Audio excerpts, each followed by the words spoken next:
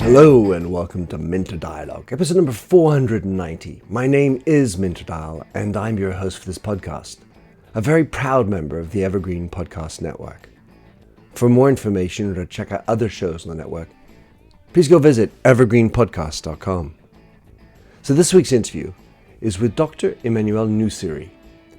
Emmanuel is the program leader for the social sciences at the African Leadership College Mauritius, where he teaches courses in Feminist Economics, environmental politics, and research methods.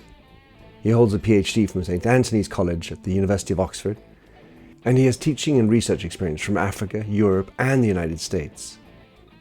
In this conversation, we discuss his teaching philosophy and how he actively fosters debate and meaningful conversation in the classroom.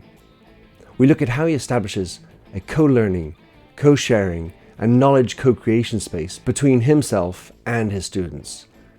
A really insightful interview. You'll find all the show notes on minterdial.com. Please consider to drop in your rating and don't forget to subscribe to catch all the future episodes. Now for the show. Professor Emmanuel Nuesiri, it's great pleasure to have you on my show. I must say I've been looking forward to this conversation ever since we met, only recently, because you're going to be the first person I've had on my podcast to talk about the quality, the use of conversation in teaching. In your own words, Emmanuel, how would you like to describe yourself? First, thank you, Minter. I'm excited to be here. And how would I like to describe myself? A teacher who is happy to step into the classroom to learn from the students. If that sounds like as though those two things are not compatible, well, that's really what I do. I step into the classroom knowing that, okay, there's something I got to give, but absolutely believing that there's also something I receive from my students in every place where I have taught, in Europe, in the US, in Africa. So yeah, and that's it. That's how I describe myself. Yeah. Nice. Well, it makes me think of how sometimes you can learn from a 3-year-old child who says, "Daddy, why does this happen like this?" And you look at the child and say, "Bloody good question, darn it." Excuse me. So, Emmanuel, explain to us where you are teaching and a little bit how you've got to where you've got to. Okay. So presently, I'm a faculty with the African Leadership University. It's a new university. We are barely about 10 years old. There's a campus in Mauritius where I teach. There's another campus in Kigali, our second campus. And then the African Leadership University belongs to a much broader organization called African Leadership Group or African Leadership International, where we run other capacity building programs out of Nairobi, out of South Africa, and out of Silicon Valley. Would you believe it? We now have a campus in California, in Silicon Valley. But I'm a social science faculty, so I am the program leader for the social science degree program. Our degree programs in Mauritius, we run them in partnership with the Glasgow Caledonian University in Scotland. So the campus in Mauritius is a transnational campus. The campus in Kigali is a standalone campus, but in Mauritius, the campus where I belong, is a transnational campus. So because of that, we had developed a unique learning style where the partner faculties in Scotland, they develop the PowerPoint slides, and the PowerPoint slides are put on Blackboard, an online system for our students where they can go in before classes, they study the slides online and the materials. And then when we come together in the classroom in Mauritius, we help our students to then contextualize their learning.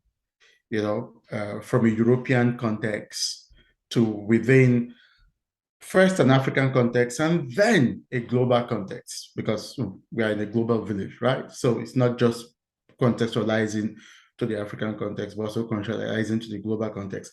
I've been with ALU now for 4 years. How did I get there? How did I get to ALU in Mauritius, African Leadership University? When I finished up my PhD in England, I moved to the US. This was 13 years ago. I moved to the US. And why did you move to the US? Interesting question. I moved to the US because I got married and my wife was studying in the US at the time. She's Cameroonian like me, but she was studying in the US at the time. So when we got married here in the US, I moved to join her so she could finish her PhD studies. In the meantime, I got a job. I mean, I've moved to the US, I have my PhD, so I did get a job. I got a job at the University of Illinois, Urbana-Champaign. I got a job in the geography department. It was part research, it was part teaching on governance, natural resources, climate change. These are the areas that I work on. Environmental policy and environmental politics also are areas that I work on. So I got the postdoc year. I did that. I was in Germany for 2 years on another postdoc at the University of Potsdam in Germany. I lived in Berlin, beautiful place, lovely place. I didn't do any teaching there, but when I came out of that and I was looking for my next challenge, I thought to myself at that point in time that it will be good to have a position in Africa. I thought about a position in my country, Cameroon. Thought about the position in other African countries. Why not Nigeria? Why not Ghana? Why not Kenya? I mean, I've learned so much, got plenty of experience. It would be great to at that time I was thinking, hey, it'd be great to go work with young people in Africa to pass across my learning. So it's not just about brain drain, it's brain gain. So all these were there. And then it occurred to me that, hey, why not think about the African Leadership University? At that time, they were still running the African Leadership Academy in South Africa, a high school program, but I had heard that they were starting up a university in Mauritius. So I looked it up, 2015, 2016, the very first batch of students were being admitted in 2015. And I was mulling that because, of course, it would mean moving over to Mauritius and all of that. But I finally decided to give it a go in 2017. That let me give this a go. Why was the ALU attractive to me more than maybe going back to Cameroon or Nigeria was that this was a Pan-African university bringing students from all across Africa, from Cairo to Cape Town. And I thought, wow, young people, coming from across Africa are going to teach in such a place. I had a feeling it would be very good for me. I had a feeling it would be very rewarding. So I gave it a go in 2017, and August 2018, exactly 4 years ago, August 2018, I moved to Mauritius to lead the social science program there. And yeah, so that's my journey. And it's been rewarding. So Emmanuel, I have to think that you obviously had a Cameroonian background, you had the UK background in terms of education and how you learned. Yes. And now you've got the Mauritius story, you've got the ALU story in general, and you've had the opportunity to explore so many different cultures. I'm wondering, what is the teaching or the mission or the style of transmission, the style of transmission that you feel is most effective, having seen so many different things? Okay, so I'd be humble to say perhaps I won't speak so much to most effective, but speak a lot to most enriching? Yeah, perhaps speak about the most enriching. And then I would start from my own personal experience. I did my high school in Nigeria. I did some of my university in Nigeria. Then I moved over to Cameroon. I finished up in Cameroon. I got my undergraduate degree from Cameroon. Worked a little before I moved to England, and I did my master's at Cambridge, and I did my PhD at Oxford. And in all my years of learning, I was the sort of learner, first and foremost, who always wanted to understand what I was taught. So I wasn't the sort of learner that wanted to just read what I've taught, store it in my head, and just go to the exam and give it out. A typical example I give to my students is at high school, I did some physics. And in physics, there are this equation of motion in physics. And you can just know the equation. You can just know the equation, get into a physics exam, use the equation, and solve the questions. But I have this thing where whenever I'm in a physics test or exam, I would actually derive the equation every time. I would derive them every time from first principles because I understood the first principles and I appreciated them. So I never bothered to say, hey, this is the equation of motion. I understood the first principles. From first principles, I would go to the equation and use the equation and solve the problems in front of me, you know? So I've always had this thing about, I really want to know. I really want to learn, you know? So, but I would say that from high school in Nigeria to university, even to Cambridge and to Oxford, there was that pressure of not just about you want to know, you want to learn, you need to recall, you need to know this stuff and you need to recall. And of course, the lectures were lectures. The teachers would come into class, be it high school, and the teachers would impart learning, knowledge, right? They would give it to us. At university, especially at the master's level, it was a little better. At the master's level, we would have conversations. I was in an international class for my master's, and our professors would come, and because we came from different countries, the US and Europe, African countries, the professors would try to get us involved in the conversation, you know. But it was a conversation to get us going with the syllabus, with the curriculum. When we're doing our PhD, was the same. Professors would try to get us involved in the conversation. So from there, I was persuaded that you could take this one step further, where it's not just a conversation because of the subject matter, but truly a conversation because the students really do have something to say, really do have something to contribute. I mean, I saw that in the master's class, in the PhD class, that, hey, yeah, we're at the point where we do have something worth saying, something significant to bring into the discussions. So from there was that persuasion that, hey, this is a good way. When I was then teaching in the UK and then I came to the US, I wouldn't say I had the opportunity to have that kind of enriched conversations in the classroom. It wasn't that I didn't try, but I'll be honest to say I was just starting out to do that, you know. So even from my own perspective, I was learning to do it at those points. It was when I got to ALU in Mauritius that I would say it really matured. Partly that I was at an institution that prides itself as an innovative institution, that prides itself as being at the leading edge of learning and where learning is going. That spoke so much about we don't want to be traditional, you know. So we're a partnership with a foreign institution, Glasgow Caledonian University. Students have to do some pre-work for themselves. Then they come into the classroom. And for me, I saw that as, wow, this is great. If the students have done some pre-work, some better than others. But of course.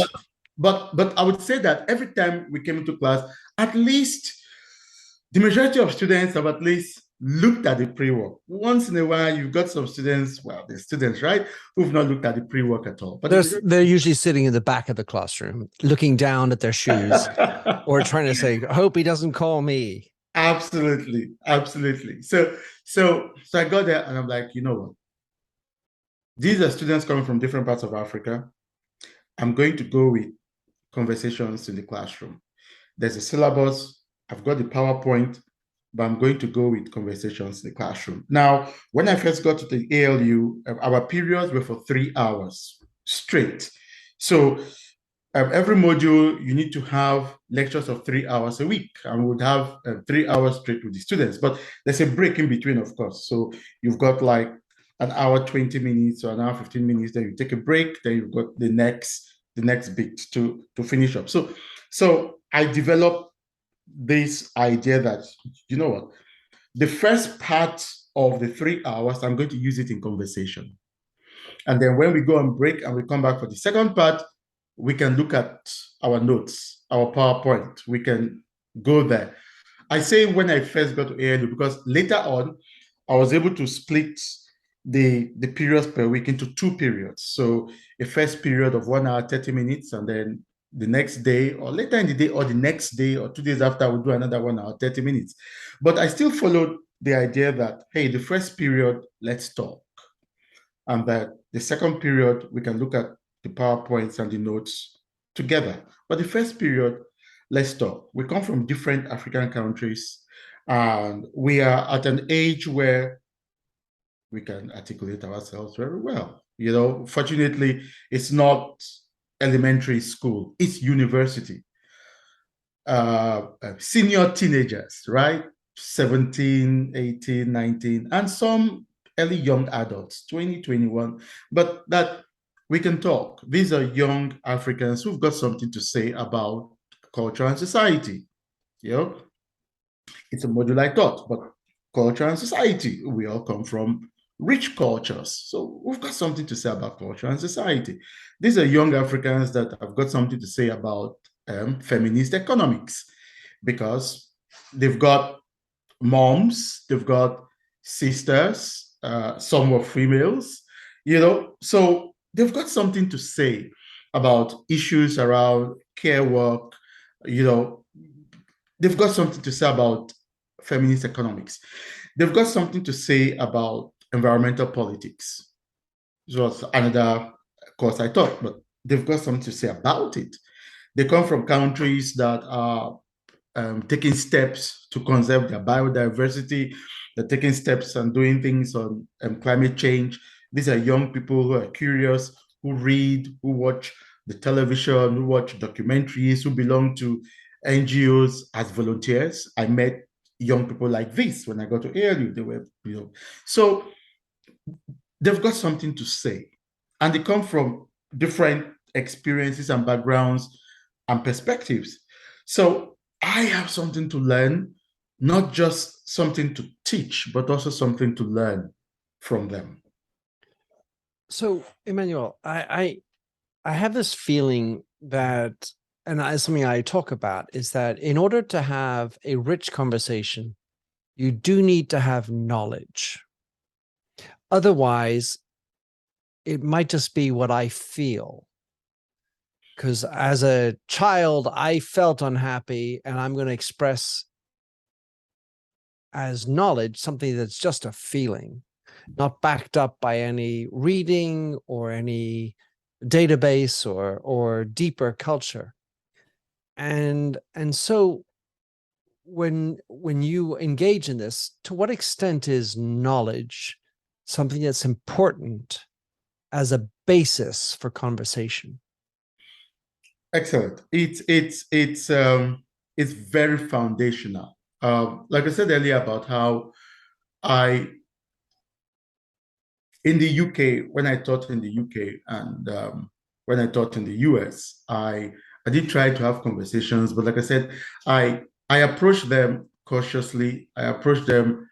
I was very humble to do that because of this belief of this issue of am I certain that I would not drift off into irrelevancies?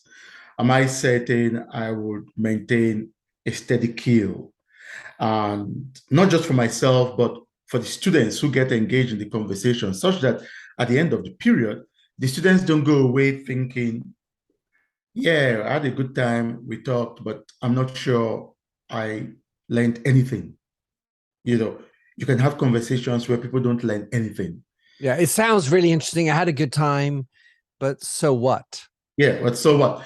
So I needed to be humble in trying to do this. But by the time I got to ALU in 2018, I was more confident, partly because in my field that I had worked in research and in teaching, environmental conservation, in management, environmental policy, I I I had about, well, in terms of my work experience, I had about 15 years of work experience behind me already. 15, 16 years of work experience is behind me. In terms of my academic pedigree, I had worked in very I had worked in projects. I had published. I had worked with experts in the field that are some of the top experts in the field. By the time I got to ALU, so by the time I got to ALU, there was a certain degree of further confidence in me that I know what I am talking about. One, and two, I am able to inspire. I was sure I would be able to inspire trust in the students I'm working with, that I know what I am talking about. When I started having the conversations at ALU, the first class that I had, and I was doing the conversation thing, yeah, there were students who were a bit suspicious, uncomfortable with it. Were like, where is he really going? You know, but the fact that we could use the first part of the period to have the conversation, then the second part to look at the material. So after a couple of weeks, when they saw that every time we have a conversation, I'm able to steer the conversation in a way whereby when we come to the material, they were able to see the connection between the conversations we've just had and the learning material itself. They were able to see the connection. This took some weeks. This was not the first 2 or 3 weeks. In fact, I'll probably say that first term, I'll probably say it took a whole term, not just some weeks. I'll probably say it took a whole term, where at the end of the term, when we were doing some of the revisions, we were able to see that, yeah, the conversations, led to a better understanding of the syllabus, of the curriculum each time. And when they had done their assignments and they had started for their exams, they came out of it not feeling they were cheated somehow. They came out of it not feeling they didn't learn anything. You see, so it got better in the second term. This time around, there was an eagerness to participate in the conversations than in the first. In the first term, they were really very suspicious of what I was trying to do. Even some of my peers, some of my colleagues, my faculty colleagues, I'm sure they were suspicious too, but they were like, let's watch and see what he's doing.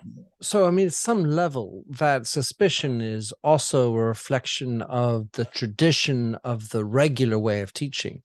It's like, oh, this isn't normal. This isn't how I'm taught in all the other classes. And all of a sudden, I've got this Nuesiri guy, Professor Nuesiri, he's trying to teach me through Socratic questions and conversation. And so there's that obvious criticism that I can imagine happening. You also have to deal with a curriculum. You have a probably an exam or some form of standard understanding at the end of the year. So the question I have is, within this notion of conversation and attempting to integrate the learnings of the conversation, how do you evaluate your success? Do you fall on the standard test, or 10 years later, the Nobel Prize winners? Excellent. So, of course, the students are going to write their 10 papers, they're going to do their exams, and they want to pass. And not just that, at the end of their degree, they're going to have a first class, an upper second, a lower second, a third class.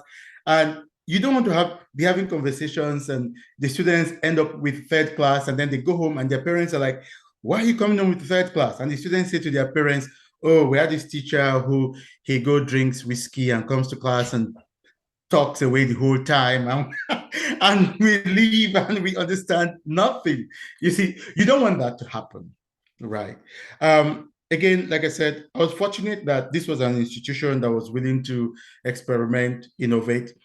And one of the things that this institution placed a lot of emphasis on was on good collaborative working relationships between faculty and students. So the cafeteria where we would go have our lunch, our breakfast, our lunch, our dinner, was a cafeteria that was for both staff and students, both faculty and students. And we all have to stand on the queue, like the students and all that. There was no separation between the faculty area and the students area. So that after class, faculty and students continue to engage after class. So one of the things that I observed that was so helpful with conversations in the class was then that the students were eager to continue the conversations outside of class. Let's say during breakfast, if I come to campus early enough in the morning and I'm taking breakfast and they see I am I'm seated at a table, they're willing to pull up a chair and come to that table and continue the conversation. During lunch, you'd have 2-3 students who sit around outside of the cafeteria in the sun, and they're willing to continue the conversation. At dinner, for those days where I stay late on campus and I stay to dinner time, they're willing to continue the conversation. And it enabled me to be able to then point them even more to the materials that they are reading, you see. So they come to me with an aspect of the conversation in class and they say, but that other student said this and I thought it was like this. What do you say? And in that moment, when they're able to say, that student said that, I said this, what do you say? I'm able to say to them, oh yeah, this is what I think. But it's not just me that thinks this way. You know, there is this expert, and this is one of your readings. And I'm able to ask the student, you know, it's one of your readings. I hope you have read that. But there's this expert, and if you read this expert's views, this expert makes these 3 different points. And in these 3 different points that this expert makes, the expert is able to blend what you heard from student A and what you heard from student B. That they're not necessarily mutually exclusive. You know, being able to connect the dots. So those further conversations helped me to be able to work with the students to say, at each point in time when we're having conversations, can we connect the dots, you know, from student A to student B to student C to the expert who's published a book or who's published an article around this. I wasn't shy to say to the students, you got a view, beautiful, but you're not the expert. I like your view, I learned from your view, but you're not the expert. What makes it that you're not the expert is that you got just one view, you've got just a single story, you know? But the expert has been able to look at this more comprehensively. So it's you coming to the expert and having that exchange. And I'm the middle person in this sort of learning universe where there is you, there is the expert, there is me, you know. It's about co-learning from me and you and the expert. I have to imagine, Emmanuel, that in that process, as you say, as the semester gets along, things gel. At the end, everybody is doing more of their pre-reading than at the beginning. I mean, I was a student, I've taught, I've seen how it rolls, but then all of a sudden you realize the value of doing the pre-reading and how it actually enriches, as opposed to being effective, it enriches the learning experience. Yes, absolutely. And for the students, by the end of term, they are able to look at the readings and the materials absolutely without fear, because at the start of term, they look at what they have to read like something that is out there, something that this researcher has done in Germany, or this person has done in the Philippines, something that is far away from their lived experience. But by the time we get to the end of the class, in my classroom, they're able to see that actually what the expert is talking about is my lived experience, but seen from the lens of another person like me in the Philippines. Another young person like me in the Philippines that is wondering, why do I have to respect these cultural values? Why are some things a taboo? You know, they begin to see that this person might have done this work in the Philippines, but the young people in the Philippines, they're just like you, curious just like you, same questions just like you, wanting to break the rules the same way you would want to break the rules.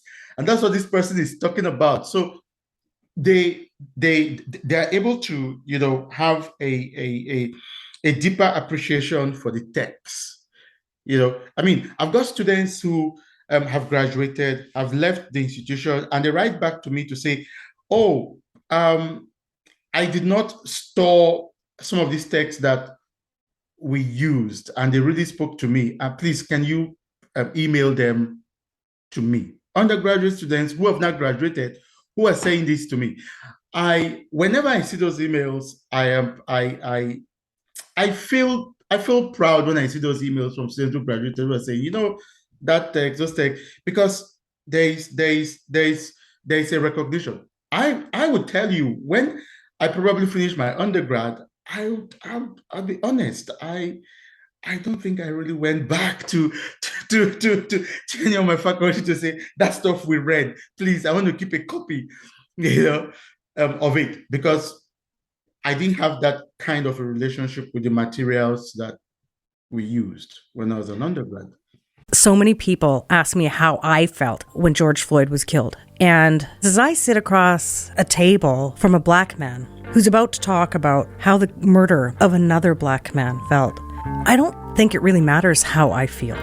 Hello, I'm Stephen Dorsey, host of Black and White from Evergreen Podcasts. We'll explore and explain how white advantage, bias, and outright discrimination continues to plague our society. Black and White is available wherever you listen to podcasts.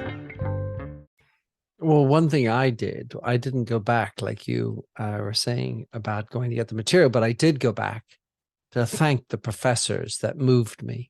So that's something anyone who's listening, I encourage to do. Think about the teachers and professors in your life that made an impact. So Emmanuel, what I'd like to do now is talk about this conversation piece. How do you set it up, and how do you make it safe for the journey to continue? Because as you know fully, conversations have a chance or a life of their own. People today take issue with so many things, it can become very difficult if you have to be the custodian of everybody's feelings all the time, because, you know, you're a university and parents will come bashing you if their child feels that they got molested or damaged because someone else, if it wasn't you, who spoke. So talk us through that process. Great. So the ability to hold court in a classroom is not something that a person is born with. It's something that you have to grow in. I say that to caution everyone that would want to do conversations in the classroom, because conversations can go astray. Conversations can trigger some students, and it can produce angry students sometimes.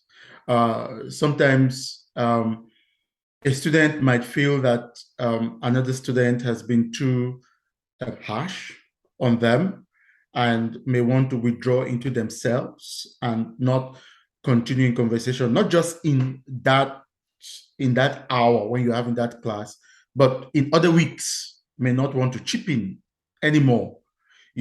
I know there were a few experiences like that in my classroom.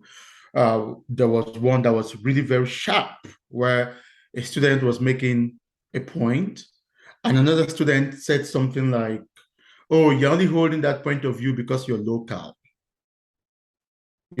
As in you're not sophisticated. That's why you're holding that point of view." And the student that had that remark, it really hurt her very deeply. You could see that immediately in the classroom. She kept quiet. She didn't want to contribute anymore, and I had to have office hour with those students differently. Separately.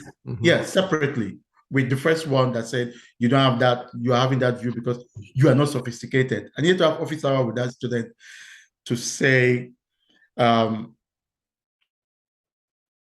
the classroom, we really have to speak with some degree of respect for one another. We are all here and now. That student that you said is unsophisticated is doing the same undergraduate program like you. He's going to have the same degree like you. So at this point in time, in the universe of learning, you're on the same pedestal at this point in time.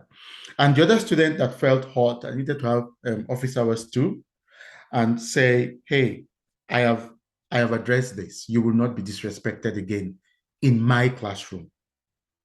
You can be sure about that. You'll not be disrespected again in my classroom. So this has happened. Your peer might come and apologize to you. She might not. I can't enforce that. But in my classroom, know that no one will disrespect you like what has happened. And then in the classroom, I'm able to address this sort of conversation wanting to go astray, or some students wanted to speak on top of other students, or some students feeling aggrieved because of a point of view. And sometimes my being able to address it was not really trying to say, oh, we will never feel hurt in the classroom. But sometimes it was actually saying, hey, this is a microcosm of the bigger world. I once said to a student, imagine yourself in parliament and you're making this point for your party. What do you think the others on the other party are going to do? If they are very nice people, they might make paper airplanes and throw the paper airplanes at you. If they're not very nice people, they might pick up chairs and want to do some other things with those chairs, right? But being not shying away from observing the different sort of emotions and dynamics that conversation can play, and not shying away from addressing it. Of course, it means at some point, yes, it's a co-learning space, but it means at some point the students themselves have to recognize you as the captain in the classroom. Not master, leader, know-it-all, but a team. They have to be able to respect that, they have someone that we can trust someone that would defend everyone equally.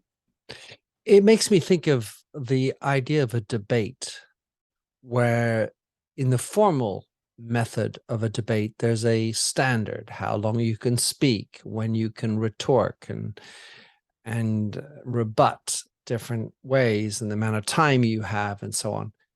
And in a very free-flowing way, you are the controller somehow, all the same. And I can imagine that many of the students would like to speak at you or through you. They might stand up. I don't know if they stand up when they speak, but they talk at you, not necessarily at the other student. And then other times they're talking at the student, and you'd like, let's reel this back in, because they're getting one-to-one on this and very personal. And you're like, wait a second, let me just put this piece of spice into the conversation, because it can get very quickly personal and irate. And even if I have knowledge, I can, and I think I might have self-control, it overtakes me. Oh yes, it's interesting, and it's great that you bring up this point about thinking about a debate. I'd admit that I've never thought of it from that perspective, and probably because I was a debater in high school. I think that also helps. And of course, I've been somebody that all through my life, from the home that I grew up in, I enjoy the talk shows. And in fact, when I came to the US, one of the talk shows back then when I came to the US was Charlie Rose. Oh yeah. I so admired his ability to control the conversation, because sometimes he has just one guest, but sometimes he has two or three guests, and I think back to all that, to the debate and the Charlie Roses of this world, and think back to the classroom and the ability to say to one student, okay, I hear you, I hear what you're saying, but hold that thought. Those things that we do in the class, in the classroom during the conversation itself, to actually manage the conversation. So I'm able to say to a student, I hear you, hold that thought, I will come back to you. So I don't want you to lose that train of thought. I'll come back to you, but I think that train of thought, just let the conversation get to the next phase. In 10 minutes, you would see how your train of thought will come back in. And being truthful to my word, to go back to that student, to say, okay, I told you I was going to come back to you. Now I've come back to you. And at the same time, in the classroom, to be able to say to another student, you see, that train of thought that you are espousing there, it's like the Luddites, in the 1800s in the UK, who said technology was totally dangerous, and they went about, wanted, that train of thought is very similar to what, to something that came up in the 1800s. So it's your original thought, but we are human, and several members of the human family sometimes have the same kind of thought all at the same time. That is original to them, but it's actually shared by many. So that thought, there will be people that shared that kind of thinking, and they progress with it, and it took us into this direction. And to say to another student, I'll say this right here: you have been speaking and speaking and speaking. Let others speak. To just say something as simple as that, oh, you've been, we've heard so much. Let others, be able to chip in. And of course, to encourage those at that particular moment in class, because sometimes a student comes and maybe they miss breakfast, and they're a bit hungry and they're a bit low in spirits, and they don't really want to get in the groove for the talk.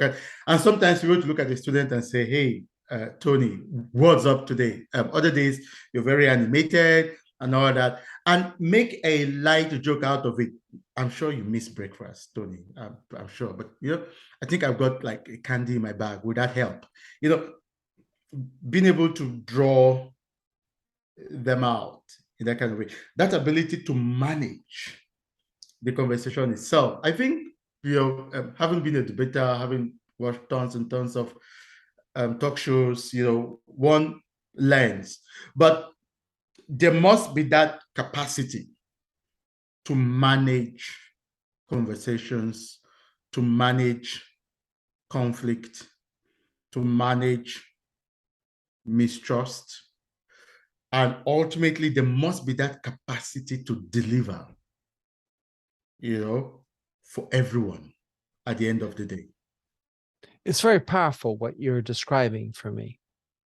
First of all, as a general process, you don't succeed right away. This is something that is built over a certain amount of time. Of course, you're a professor, you have your experience, your confidence, but you've got a new class and they come in with their own critical thinking and sense of entitlement at times. And of course, their experience, their knowledge, maybe they've done the pre-reading. And then over time, you eventually create this space where you are enabling conversation. I have two questions now. One is, to what extent is class participation part of the grade? And as a motivational technique, how much does that stimulate, create conflict? Oh, I got to speak more and all that. And then two, I really need to get into this notion of integration. I call it integration. And the reference I'm thinking of is psychedelic assisted therapy, where people do a trip, take some LSD or ketamine or psilocybin, and then in certain countries or states, it's legal. And at the end of this weird shit that just happened, let's call it a conversation, we learn from it.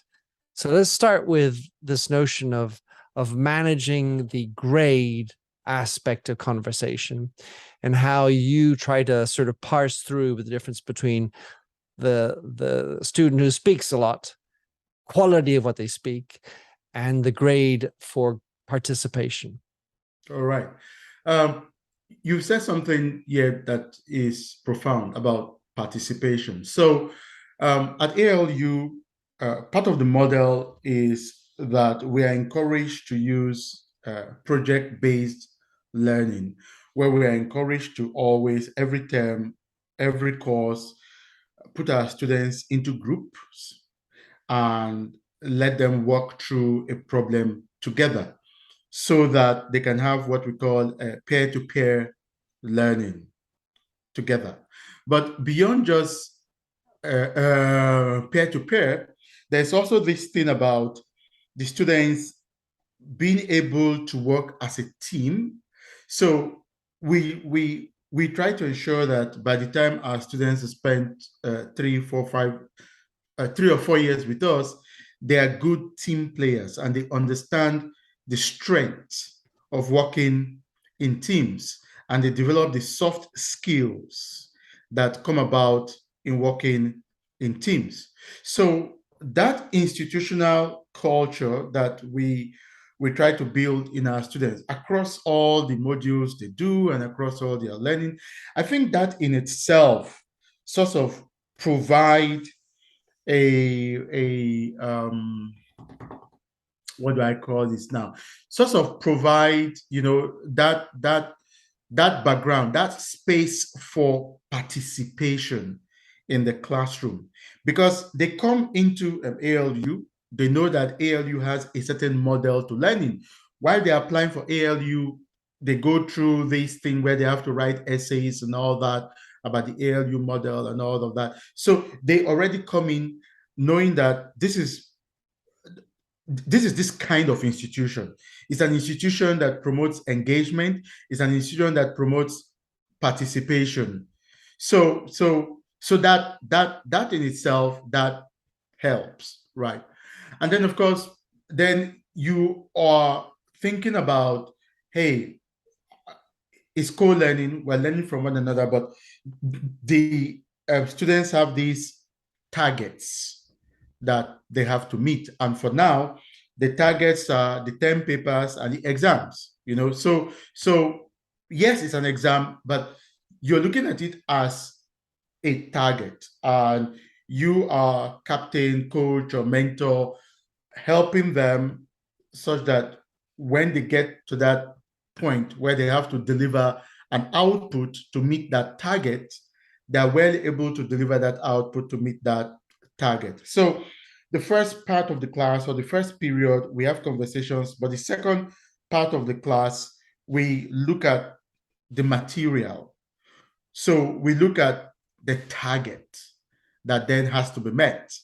And unfortunately, the 10 papers they have to write, we're able to say to them, hey, these are the 10 papers you have to write by week 6 or week 9. This is the question you've got to answer by then. So the students, like in every other higher institution, they have the curriculum, they have the syllabus. They've got it all. The learning objectives, the materials per week, and all that. And we're able to, use that to say there are targets that we have to meet. Yes, we're co-learning from one another, but we will be assessed. And then there are these targets that we have to meet, and we have to put ourselves in position to deliver on those targets. And because we then have that space where the conversation can continue out of the classroom, when the students themselves are now working on their term paper, they're preparing for their exams, there are these questions that they are thinking about that they've seen in the text.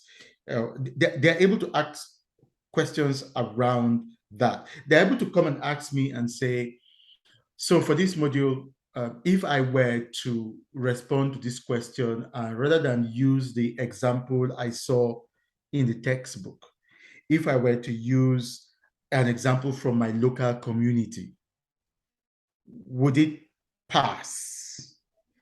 If I were to use an example from my community. And I'll be honest with you that most times I tell my students, use an example from a text and use an example from your community. Use an example from a text to convince the examiner, the external examiner, that you did read the text. So what I'm hearing from you, Emmanuel, is that the integration process is as much informal in the in-between moments of the class as it is in the second installment of the class after the conversation. It feels for me that these informal moments are extremely important. Absolutely. Yes, absolutely. They are. Those informal moments, they help you, in many cases, they help you round off conversations you had to suspend. Yeah. Because you need to move to the next item. Hold that thought. Yes, hold that thought. So those moments out of the classroom, they help you take the conversations to natural conclusions, because those informal moments, often they are continuing conversations that you had in the classroom. Sometimes it's one-on-one. A student comes to you. Sometimes it's a group of 3 or 4 of them who were really going at one another in the classroom, and you're like, guys, we need to really move on. And they're able to come to you together. That group of 3 or 4 that were having a go at one another, they come to you at lunch or at dinner or the next day at breakfast. That group of 3 or 4, oh, you're there. Okay, yes, we said this in the classroom and you didn't let us finish. So well, I have to feel that real learning happens through mistakes. Real learning happens through challenge and difficulty. If everything were easy, and it feels like silicon, you mentioned Silicon Valley at the beginning, it just sort of rolls off your back. And having these crispier, difficult, textual moments are actually what it's all about. And to circle back on this ALU culture of experimentation, leadership in learning, it also means knowing how to manage failure, because if you want to experiment, then you know you need to fuck up sometimes. And just a final word from you, Emmanuel, on how do you manage failure? Because you still have, as we say in French, les comptes à rendre. You still have to get the bills to be paid at the end of the day. Yes.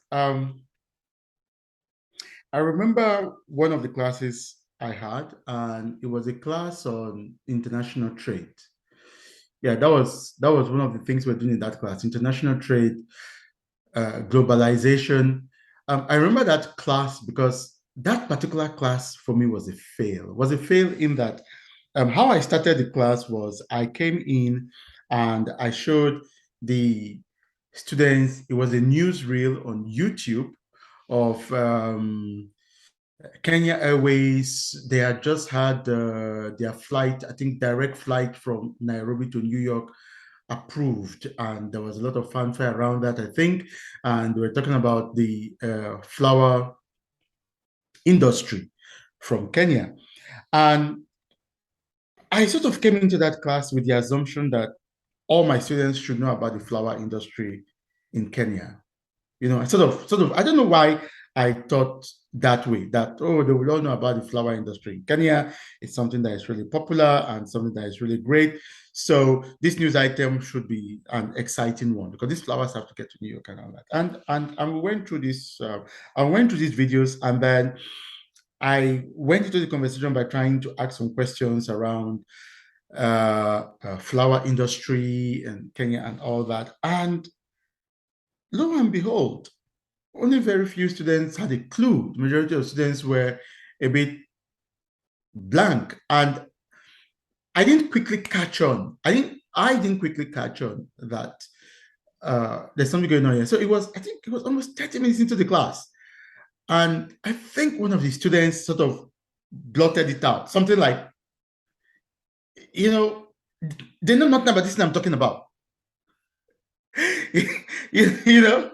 They don't know what I'm talking about, and I've just been going on and on, and it was a fail. I had to try and I had to recover, but first I had to admit to my students that it was a fail because that student blurted out, and some other students felt that student was rude, and then it became this whole other thing about respect and all that.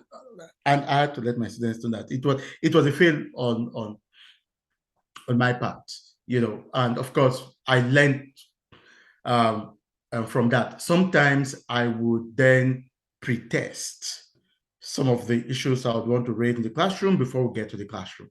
I would then pre-test them in those moments when I'm having conversations with students outside of the classroom. I would pre-test things before I then take them into the classroom. But that was something I did learn from a fail, and I had to admit it to my students and apologize to some of them. On the part of the students, sometimes, we've gone through the term, and at the end of the term, you have conversations and you motivate and you coach and all that. And at the end of the term, a student comes and says something like, I want to withdraw from a module because I think this module has just been too difficult and all that. And you feel, as a professor, as a faculty, you feel a bit guilty. You think you failed that student. That's why they don't think they can make it through this. And then you sit and have a debrief with that students and, to learn what is happening. You want to drop this? Can I help at this point?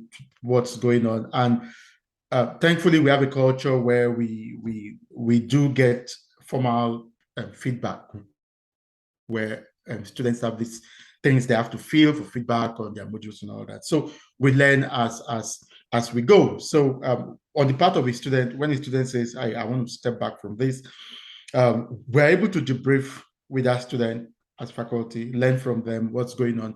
If it's a personal matter that's going on with them, or if it's the learning style that they're having some kind of a difficulty with, And I know for one student, I've had to do a lot more office hours with that one student, because the conversational style was a bit too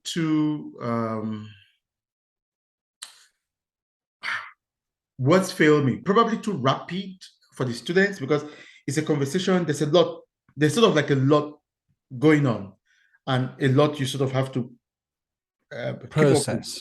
Process while it's happening. And I had to have some more office hours where we then focused more on the readings, the fundamental readings for the module, to help that student out, in that sense. Because when you're having a conversation, even if you don't admit it, sometimes there are assumptions you bring in having that conversation about where everybody is at to be able to participate in that conversation. And then you come across a student that is not really at that place with respect to things that you might consider fundamental issues, but maybe because of upbringing or society or culture, they're not really there yet with that. So there are these other provisions that you then have to make. So I have in wrap up, because we're going to finish this wonderful conversation. It sounds like knowledge isn't everything, because even if they've all pre-read, they still have their emotional or learning differences that they bring into it.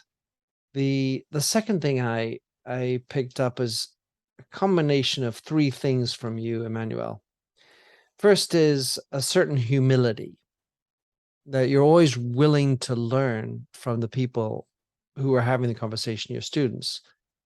But a second of all is a sense of authority, because you know your shit. You've done the reading. And the third thing is a level of confidence, a confidence in yourself and a confidence in the process. And probably the last thing is a culture that allows for the fuck up, the ability to learn from mistakes. Because if you didn't have that indulgence from your superiors and supporting you, then it could be deeply challenging. I feel like I need to digest and integrate a lot of things you said. I was speaking with someone recently, and we were talking about how the learning is different, and the Socratic methods, and one of the things he said is that I try to use timely events, because that catches us. This is the news, but make them timeless in the learning. So with that, I need to thank Natalia for introducing us. Spasibo большое, Natalia. And how can anybody track you down, Emmanuel, or at least maybe read your writings, maybe come and join you at the ALU? What are the best ways to, what would you like to have as things to do for anyone who's listening? I have a LinkedIn page, obviously. So you can always go to my LinkedIn page. I am the only Emmanuel Nuesiri in the world. I can assure you of that. Oh, so, you and I share something in common. Minter Dial and Emmanuel Nuesiri. Yeah, I'm the only Emmanuel Nuesiri in the world. I can assure you of that. Yeah. So you go to LinkedIn, Emmanuel Nuesiri. You see my LinkedIn page, and through my LinkedIn page, I'm often on top of things on my LinkedIn page. So you get in touch with me via my LinkedIn page, I will respond. And of course, for ALU, we have a fantastic website. You can look at our website. You can Google something called the ALU Learning Strategy, ALU model, and you see some interesting stuff there. And then lastly, I would say you can also look at something called Future First ALU. Future First ALU is an initiative between myself and the students that I work with on young people on how to look to the future. And that again is via the ALU website, but where you put Future First ALU on Google, it takes you in there. And that's also one space where you can engage with me. So these are spaces where we can engage. Fabulous. Well, I will make it easy for anyone who wishes to go in the show notes, because I'll find those links and put them in there. Emmanuel, what a wonderful conversation. Huge thank you. Thank you, Minter. Thanks for having listened to this episode of the Minter Dialogue podcast. If you like the show and would like to support me, please consider a donation on patreon.com/MinterDial. You can also subscribe on your favorite podcast service. And as ever, rating and reviews are the real currency for podcasts. You'll find the show notes with over 2,000 and more blog posts on minterdial.com.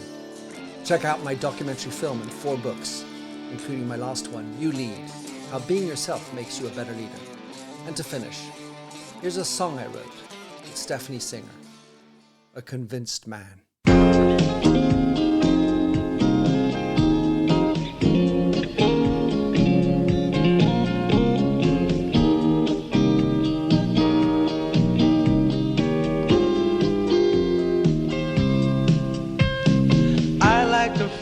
A stranger tucked around me, precipitating the danger. To feel free, trust is the reason. Still I won't toe the line.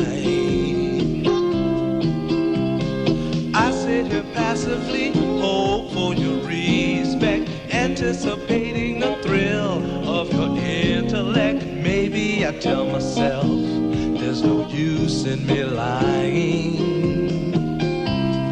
I'm a convinced man, building an urge. I'm a convinced man, to live and die submerged. A convinced man, in the arms of a woman.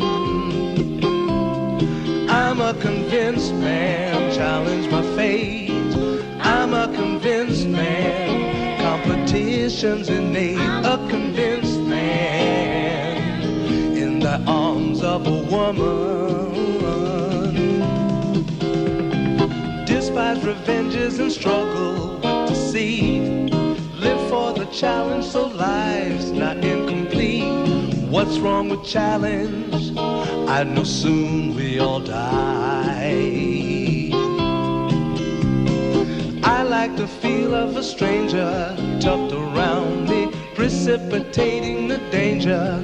To feel free, trust in my reason, and let me show you why. I'm a convinced man, practicing my lines.